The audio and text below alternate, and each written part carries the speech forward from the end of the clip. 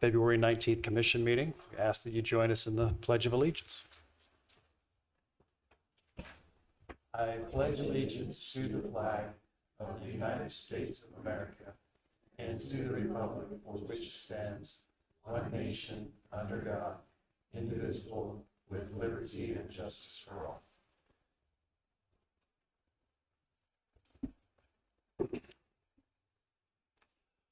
The first item on our agenda, Commissioners, we have the minutes from the February 5th Commission meeting. Have we had a chance to review, and if so, are there any questions or changes needed? I see none.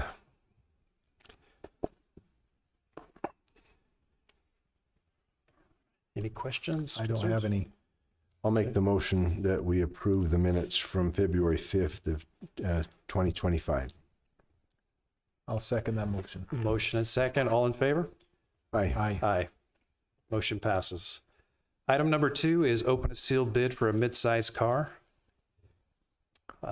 We didn't receive any for this item. No bids were received, so Amy is not here. Okay. We did not receive any bids for the assessor's office and looking for a medium-sized car. Commissioners, any motions? I'd make the motion that we acknowledge we didn't receive any bids and allow for the assessor's office and us to review some possible purchases, particularly of some used cars, and authorize a purchase. Have a motion? I'll second that. Motion is second. All in favor? Aye. Motion passes. Item number 3 is open sealed bids for the weed and mosquito abatement chemicals. We received two bids for this item. The first one's from Steve Reagan Co., Salt Lake.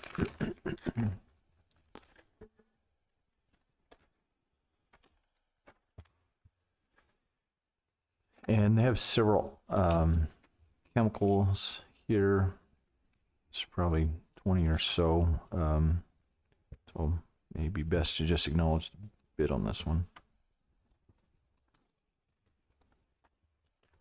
And the second one is from Adapco out of Lake Emery, Florida.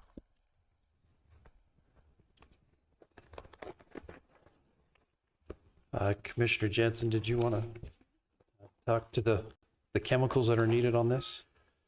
Yeah, I think there's a long list of chemicals, and probably what we should do is just have Chris and myself review those and determine where to purchase those. I'll take that as a motion. I'll make the motion. We acknowledge the bids from those two companies, as well as authorize Chris Rowley and myself to review them and make decisions. Okay, got a motion? I'll second that. Motion and a second. All in favor? Aye. Aye. Motion passes. Item number 4 on the agenda is open sealed bids for the 2025 4th of July fireworks show. We didn't have any bids for this item either. No bids received for that, so there will be no 4th of July show. Unless you wanted to do flashlights or something, Courtney, but glow sticks will work. Being that nobody did respond to the bids, if you wanted to pursue companies and see if they would be willing to submit a quote, I believe the commission would entertain that. So we'll take a motion, though, to make that official. I'll make a motion that we have Kourtney go and seek other bid opportunities and quotes. And I can work with her on that. I'll second that. Okay, motion is second. All in favor? Aye. Aye. Motion passes. Item number 5 is consideration and possible approval of funds request for the Babe Ruth Regional Tournament. Jill Emerson.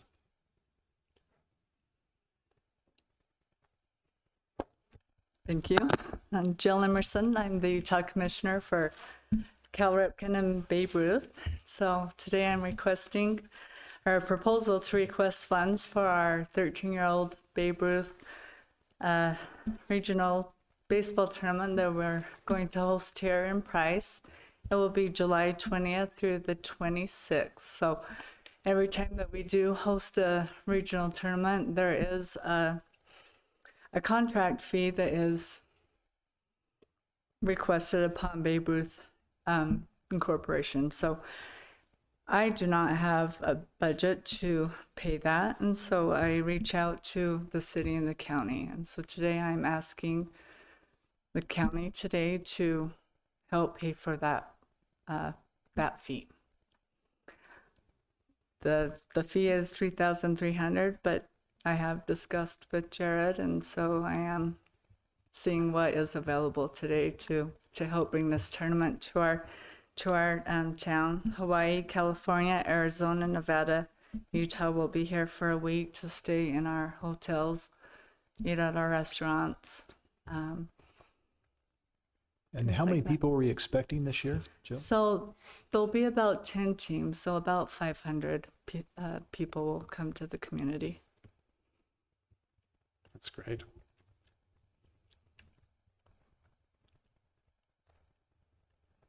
And then where are the games played at? So they will be at the high school baseball fields. And so we will have a host team, so a Price team will get to be involved. And so that's always great. And then we'll have probably 1 or 2 more Utah teams, and then the rest will travel in. That's great. So at this time, you're just looking for any kind of assistance with the event financially? Correct. That way, I could lock it in, get the contract signed, get everything, the ball rolling. They do ask me every year. I haven't participated for the last 2 years, kind of took a little break, but I think we're ready to bring it back to Price, and they do love what we have to give. And so I do enjoy, I just can't do it all by myself. So I do need some help. Okay, great. I don't have any questions. I'm okay with whatever you recommend, Jared, so. Yeah, I'd love to help. And just to be clear, the city had already committed $1,000 Correct. of the I did $3,300. meet with the city last week, and they did commit $1,000.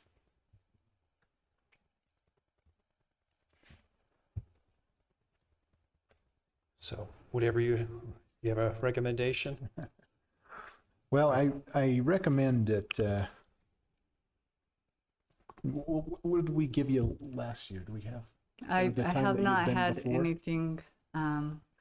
So it's hard because this is the only year that there hasn't been the grant. And so in the years past, there's been the tourism grant that I have applied for, and I have received that. And so that's been beneficial to help pay for that. And this year, there's not the grant for me to apply for. So I've not came before to ask for money. So I've not received any funds. So I haven't received a check from you guys. So in the past, I can't say that there's been any dollar amount. Yeah. So is there, do you have an amount in mind, or have you guys talked? Yeah, we were thinking of $1,000. I think that's what we typically do for the new events, and I was going to work with you to help you to come up with the shortfall. Okay. Well, maybe we'll take that as a motion. I'll make the motion that we offer $1,000 for the fees I'll second. to the Babe Ruth Regional Tournament. Okay, motion and a second. All in favor? Aye. Aye. Motion passes. Thank you. All right, thank you. If we can work this out, but if we just need an invoice from you to the county, Jared and Kourtney can get with you and that's how we'll get that paid. Okay, I could do that. All right. Thank you. Thank you. Thank you. Moving on, item number 6 is consideration and possible approval of a $500 donation for the 2025 graduation spectacular. Kara Thane. Good afternoon. Thanks for having me. I'm just back to, first of all, thank you. You've always been really, really good to work with us and provide your support. We really appreciate that a lot. And as you know, every year after year, we throw this great event for our graduating class and also our other high school kids to keep them safe and hopefully keep them from partying on their own. So, and you know, expenses add up. And so anyway, we're asking for our usual 500 from the county so that we can keep going, keep these kids safe. Well, we appreciate what you guys have done, the volunteers and all the coordination that happens. And I know that the crew has asked about having the event out at the airport this year. This year's a little more unique than previous years where we've got a couple construction projects going. Right. And then there are some things that we have to clear with the FAA, being that the hangar's closed and some other things. So we're working on that as well to get the thumbs up. So Yeah, we appreciate just any support. We know, like, we understand that you can't have a party where there's construction going on, so it's fine. yeah, we'll get that cleared away though. So. Okay. I'm good with it. I have to recuse myself just because I'm on the committee, graduation spectacular committee, and Okay, then I'll make the motion that we approve the donation of $500 for the 2025 graduation spectacular. And I'll step down in second. All in favor? Aye. Aye. Motion passes. Thank you so much. Thank you. Thanks for having me today. Have a good thank night. you. Item number 7 is consideration and possible approval of appointments to the Friends of the Emery Children's Justice Center Board for 2025. Hi, I'm stepping in for Shelly because she's out today. So I believe we have 2 more applicants We do. that have applied to be on the board. And I believe that will give us 13, 14 with Shelly, but she runs the center, so we don't really count her as part of that. So yeah, we're just excited and hope that you approve that. And they were allowed up to 15. We're allowed up to 15, yeah, for our So- bylaws. So if there's one other person that's interested. Absolutely. We will gladly take them on. Okay. Commissioners, we do have 2 applications, one from Barbara Reagan, I'm sorry if I said that wrong, and Jeremy Cunningham, both who Shelley feels would be good additions to the board. One thing also, when we approved the previous ones, the last commission meeting, we had this on resolution number 2024-04. So I don't know if this would be an amendment to that resolution to add 2 more. So we probably ought to say that as part of our motion. So any questions, commissioners, on the 2 applicants? No, I don't have any. I just wanted to confirm that Shelley had reached out to the references and I believe so. felt good about them. Yeah, and she also talked to us, the board, just to make sure. So Yeah, so you guys are all on favor for it. yep, we're all on board and happy. Then I'd like to make a motion that we accept Barbara Reagan and Jeremy Cunningham to the board. The Friends of the Emery Children's Justice Center Board for 2025. And it'd be an amendment to this. And amendment to the resolution -2024-04. And I'll second. Thank you. We're all good? Okay, we have a motion and a second. All in favor? Aye. Aye. Motion passes. Thank you. Item number 9 is ratification of the State of Utah Local Agreements Contract number, Local Governments Contract number 258898 between Carbon County, Jones and Demille Engineering, and the Utah Department of Transportation.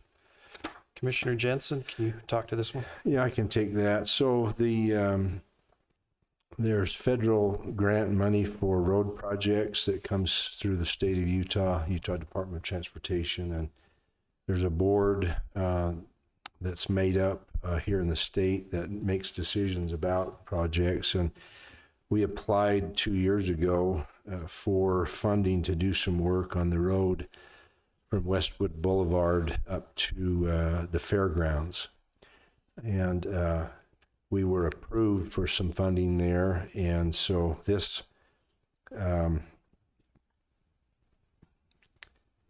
would allow for Jones and Demille to do the engineering work, which is the next part of the three-phase project, or 3 phases of the project. First would be to turn some preliminary things in and be accepted, which that happened already.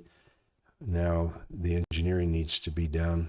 So this would be for phase 2 of it. And then when that is finished, there would be another contract and a bid turned to contractors to build the project. So this has already been signed. It's timely, if a week or so ago. So it would just be to ratify that agreement. And I'll add too that this has been in the works for a few years. Yeah. This is nothing to do with a potential announcement that would be made. Yeah, that will be an issue. People will think we're doing this work if the temple was built up in that area. We still don't know where that would be built, but this has nothing to do with that. And the funds that come for these projects, 97% of the costs of the project are covered by the grant, and the county would be responsible for, I guess it's 93%, and then we would be responsible for 7%. It's a pretty good deal. Yeah. So, thank you for that. Any other conversation? Nope, I'll make a motion that we ratify State of Utah Local Government's Contract Number 258898 between Carbon County, Jones and Demille Engineering, and Utah Department of Transportation. And I'll second. All in favor? Aye. Aye. Aye. Motion passes.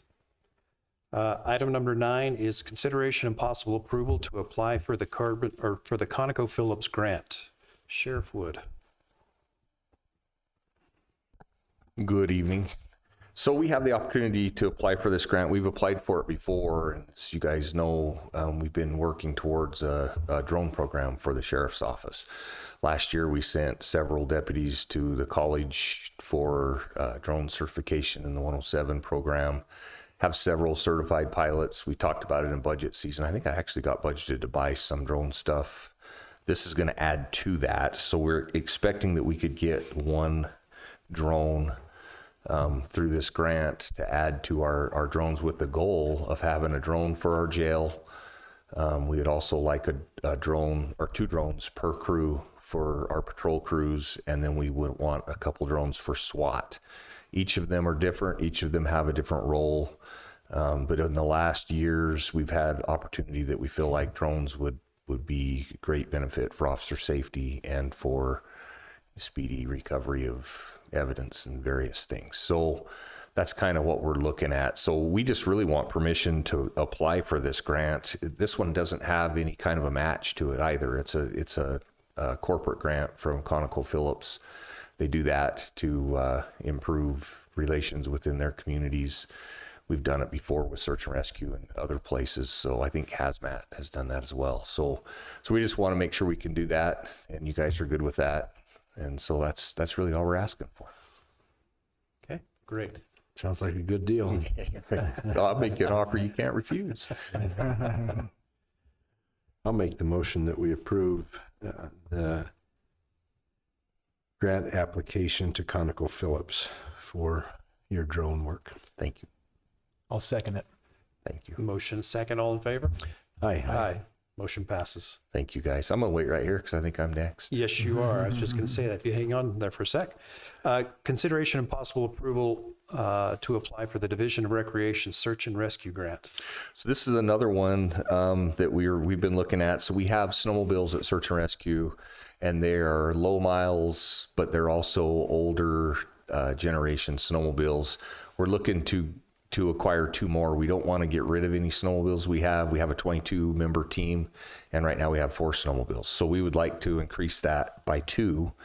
We anticipate that we're going to need to spend under $40,000 for the snowmobiles, and this recreation grant's open now through the end of March. It opens again in the summer, June 2nd to July 31st. We're asking for permission to put in for that one. There is a match that goes along with that. However, Search and Rescue is prepared to make a monetary match based out of their funds that they generate through the Demolition Derby every year. So that's what they're planning on doing with that. We've kicked this around for more than a year now, and we haven't actually applied for it yet. So we're anticipating we're going to apply for it this year, and we'll of course go through the hoops as we go. We haven't gotten sealed bids or anything for snowmobiles yet. We just have an idea of what we want and what it'll cost. We anticipate it to be under 40 for 2. We don't need a trailer or anything like that. This is kind of odd for me because snow here is hit or miss. We either have way more than we can deal with or none, and our snowmobiles don't get used a lot, but when we need them, we absolutely need them. So. Okay, great. Any questions, commissioners? No, I don't have any concerns. All right, I'll entertain a motion. I'll make a motion that that we approve the application for the Division of Recreation Search and Rescue Grant. And I'll second. Motion is second. All in favor? Aye. Aye. Motion passes. Thank you. Thank you. You know what? We never got the assessor on the agenda. We need it on the reports though, so Kevin's here. Oh. Yeah, It's okay. Item 11. these department reports. Review and approval of department reports. If we could have the assessor come up and give us some reports.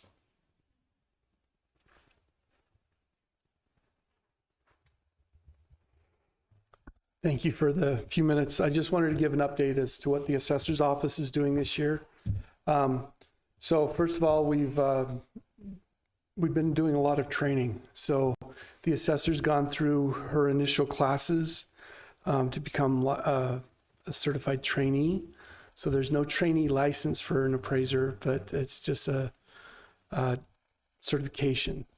Once she obtains that certification as a trainee, she can actually start working towards her license, which will take approximately 3 years from the time she gets her trainee to do that. So she's finishing up her last class for that today, and we can move forward with that. So the other things we've been doing, we have 2 other staff members that have also been attending training. We've got a very inexperienced staff, and we're just trying to get them up to speed so they can do what they need to do. So some of the things that we've trained on this year, first of all, the other 2 members of the staff, one's received her trainee's certificate, and the other has applied for the state and has not yet heard back. So she should hear back within the next few weeks, I would assume.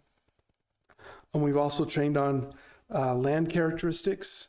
One of the things we noticed in last year's BOE is our land characteristics needed some fixing. So we were just inconsistent. There were no rules written. There was no formal training given as to what makes what. So we've written down kind of residential rules. So I'd like to go just over those. So we designated things as either 800, 801, 802, and 803. Now the numbers don't really mean anything and the names don't really mean anything, but what it does is it goes to the characteristics. So the characteristics of 800 is it's one of 2 things. It's either buildable and has a home located on it, or it passes the 4 tests of highest and best use for a buildable lot. These 4 tests are legally permissible, physically possible, financially feasible, and maximally productive. So we've had some training with the staff as to what each of those mean and how to determine if something is buildable or not. We've also, Land Code 801, so in the state of Utah, we give a residential exemption for the first acre. So 800 and 801 go together. So 801 is everything that's attached to that buildable lot that is not getting the residential exemption because it can't be valued the same. So 802 is basically 801 without the residential. So we call it the acreage or the backage.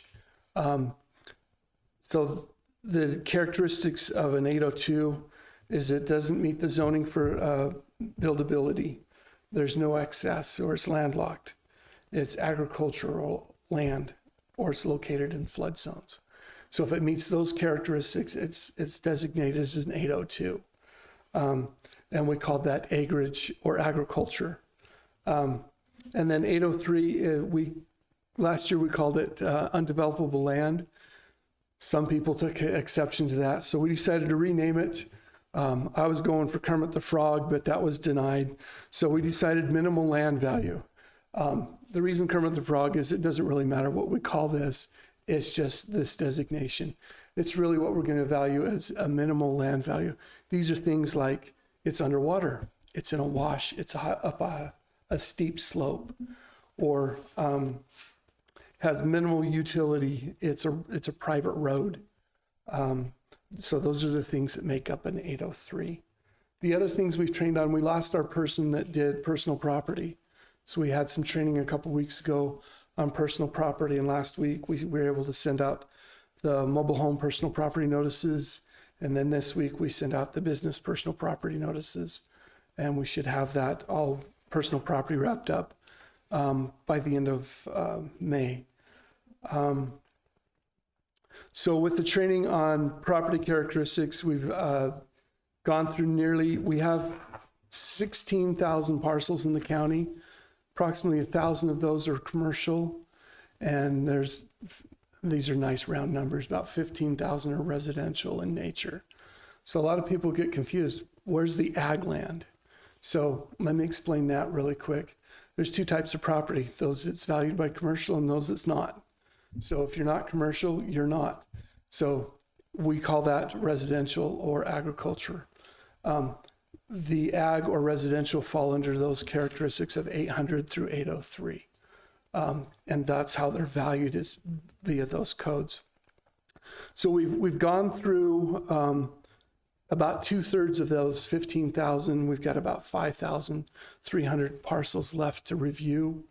And that means the staff has gone through it, and I've personally gone through, reviewed the maps, and gone back through and looked at every parcel. So each parcel's been looked at twice, and we're about we have about a third of the county left to do.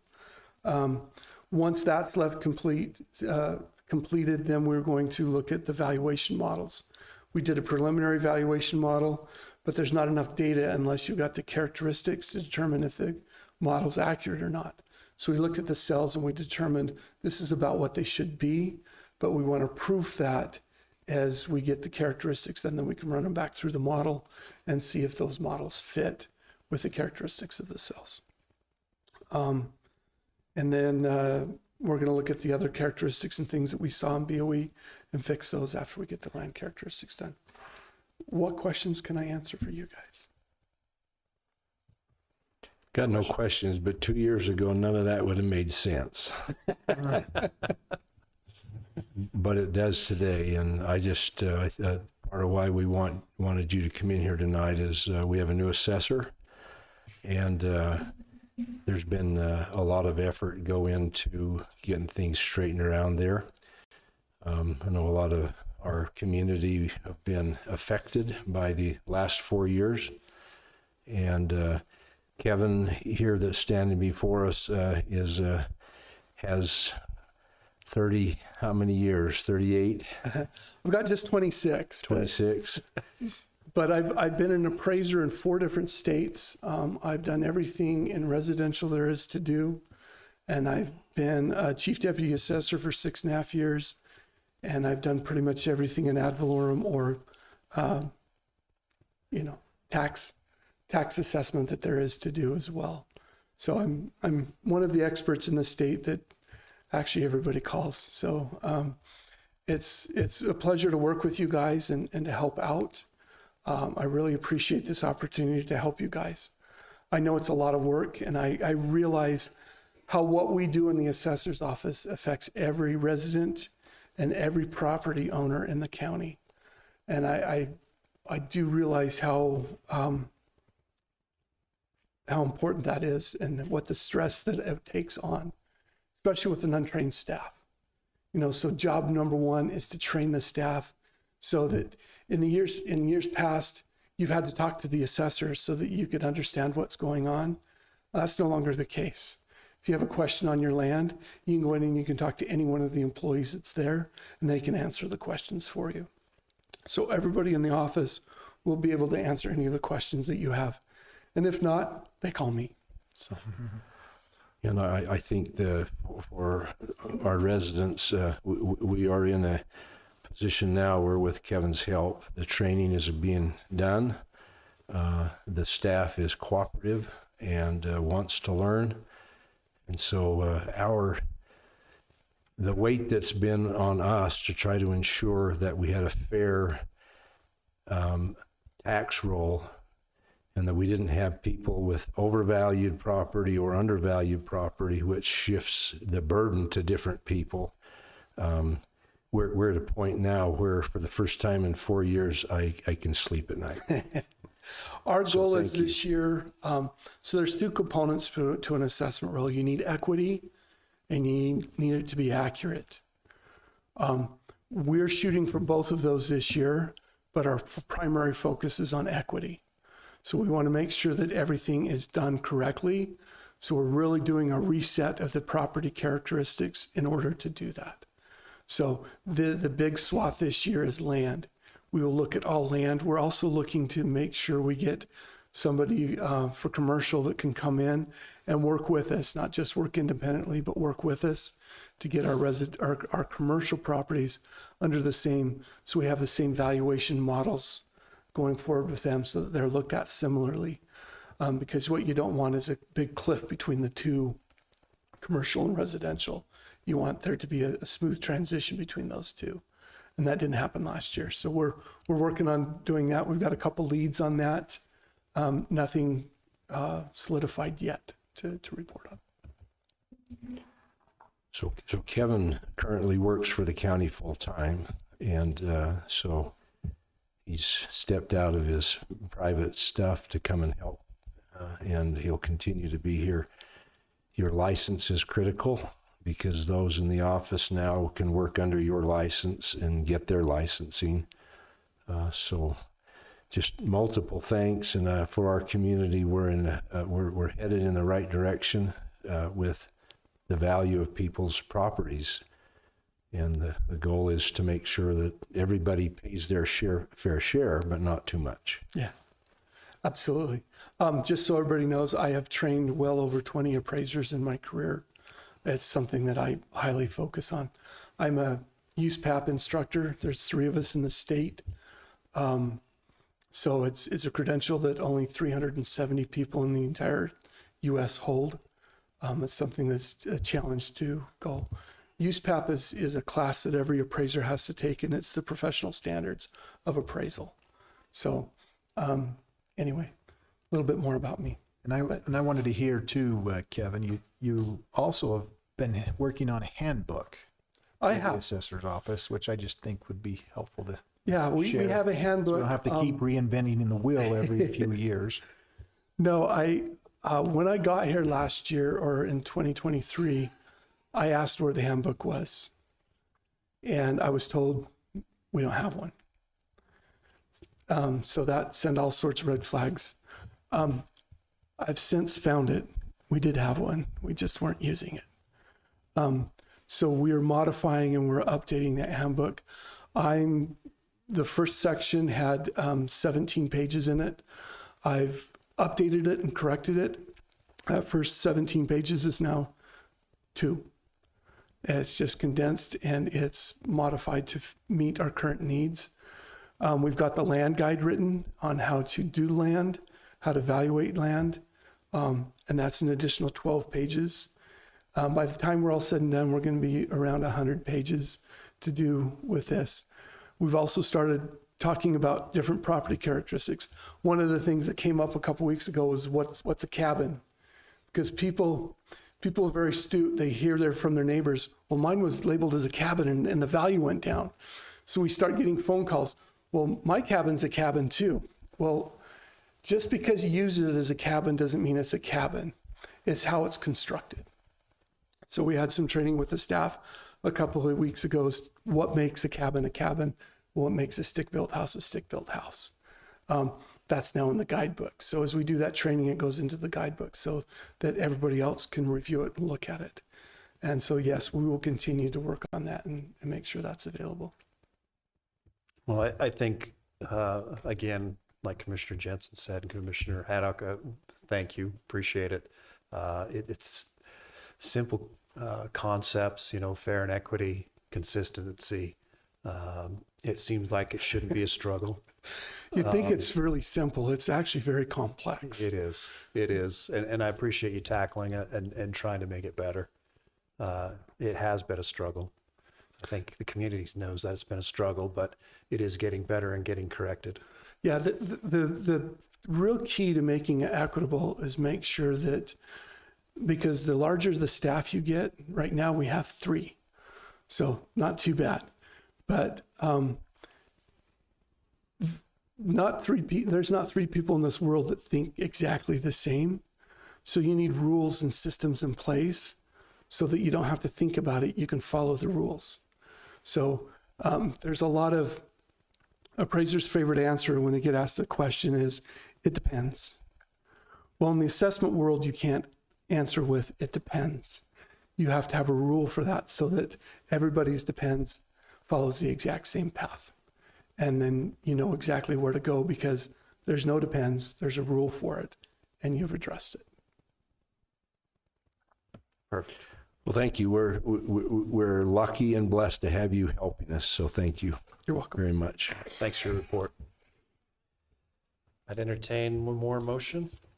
Motion to adjourn. We are adjourned.